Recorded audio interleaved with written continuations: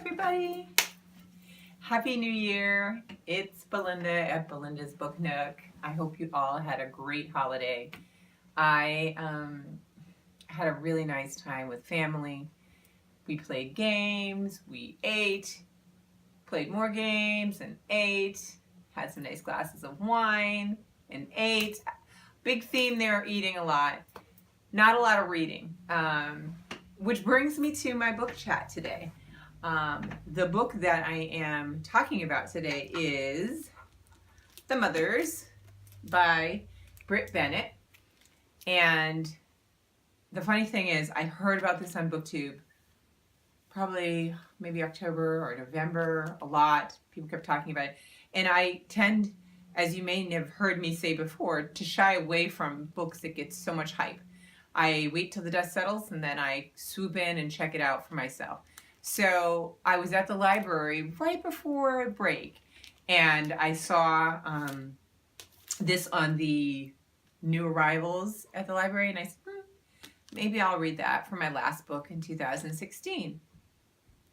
But the reality is that, you know, between all that eating and playing games and talking and spending time with family, I wasn't able to finish this quite at the end of the year. So this is cool because this is a 2016-2017 read.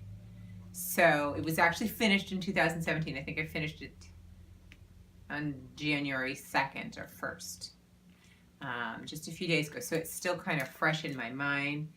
I really enjoyed it. It's a debut novel by this particular author, which is Brit Bennett. And the story, as it says in the description, talks about community, friendship, and it's a Black community in Southern California, and this main character, Nadia, has a secret. She's a teen, and this secret plays out through her teenage years into her adulthood, and how the book explores how that secret kind of penetrates the community and how the different perceptions of what might have occurred or might not have occurred. And it's really, really lovely. One thing I'll say that I enjoyed in this book is that it was from multiple points of view. And a lot of people, or some of my friends I know, that don't really like that. Sometimes they feel that it takes away from the pacing of a story. In this particular story, it worked well. It gave you a deeper reflection on the particular situations as they arose. It was nice to see Nadia and what she was thinking, and then go to the next character and see what they were thinking. And I think it made for a really rich, interesting story. And it went that way through the entire book. So you've got multiple perspectives of view throughout the story. It is a fiction. And I really felt like it was one of those books that you picked it up and you could easily get into it. You know, you kind of just fell in and you were interested about the characters. You felt yourself more invested. You wanted to find out what was going to happen. I think those are things that stuck with me with regard to the book. I think for me, like I said, that the fact of seeing the different point of views made me reflect on my preconceived notions and my reactions to certain things in the book, and made me think about it. And that was, I don't know if that was necessarily her intention or not, but it did. So I definitely enjoyed that. I recommend the book. I look forward to her next book. Very easy, quick read. One thing that would, and I'm always going to do spoiler-free videos. One thing I think in the book is there is one aspect in the book that never for me was resolved, answered, and I think as I keep processing the book, I'm feeling okay with it.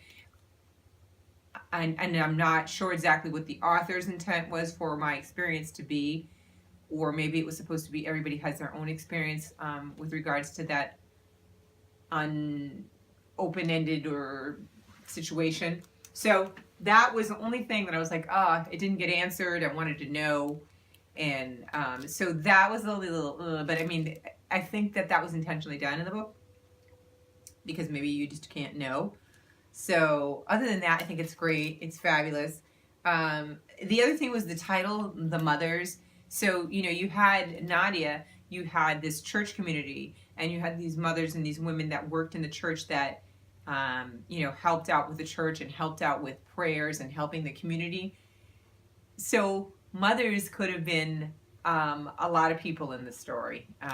And so I thought that was kind of cool because I kept thinking, okay, well, what's this? Where did the title come from? But you will find out as you read the story and see how it plays out. So good read. Definitely a nice end to 2016 and a really nice start to 2017. Highly recommend. In terms of my bookish plans, I'm not going to call them resolutions.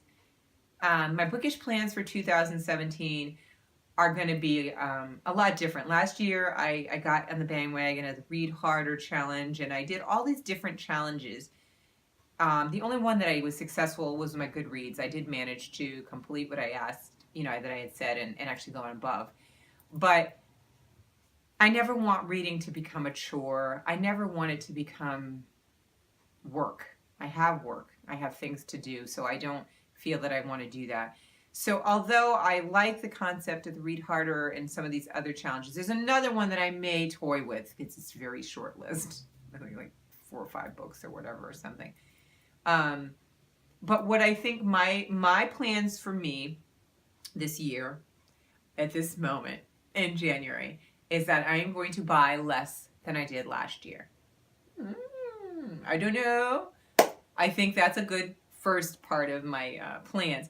I love buying. You all love buying. We all love buying. We all watch videos and then we go buy. But I have shelves and shelves and shelves all around the house with books that are not read. And it's embarrassing to me because I feel like I bought them and I knew there was a reason why I bought them. I wanted to read them. So I need to either read them or move them on so somebody else can experience the joy of reading the book if I don't have an interest for them anymore. So I am going to, as my second plan, is to read my shelves. That is it. And I have some really good books. I do. So I'm going to try and do that. And the third thing is that I felt like last year I kind of fell into a trap of judging books by, like, I often read, I'm sorry, my lips are dry. I have a cold coming, so I keep licking and biting them. It's so gross. Really more information than you need to know, but I know you probably saw me. Anyway, I'm losing my train of thought. So I want to look at books this year and not be like last year. Last year I felt like I got to a point where if the book wasn't a nonfiction and it didn't have something that was going to teach me something so I could do something, and I thought it was, well, it was just, a fluff book. I don't want to categorize fluff or not fluff. I think that it's not nice to do to the authors of the book. And that's the whole point of different genres. There are different types of experiences that the author is intended.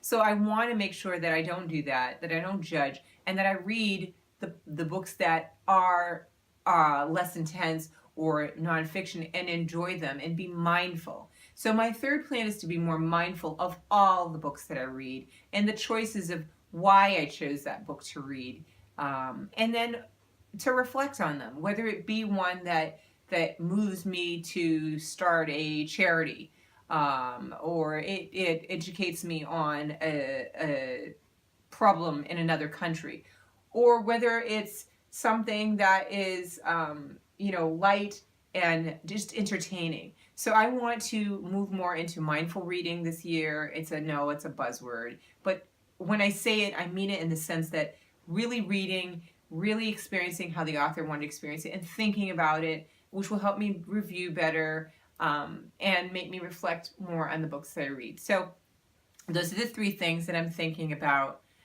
In terms of my current reads right now, I just started a historical fiction that's lovely. And I'll probably come back with a little book chat about that. I'm also reading a collection of essays that talk about uh, uh, people that are movers and shakers in different realms of public service. Maybe that's a good way of saying it. And I'm also reading a self-help book to help inspire me in terms of my approach to this year. So I will talk to you about those in my next chat. And if there's anything else that I pick up between now and then. I am not good about a January 1st to January, the end of January. And I'm not good at always finishing books, as one can see with this book, from the beginning of the month to the end of the month. So I will say my goal would be to have at least 2 videos a month for you.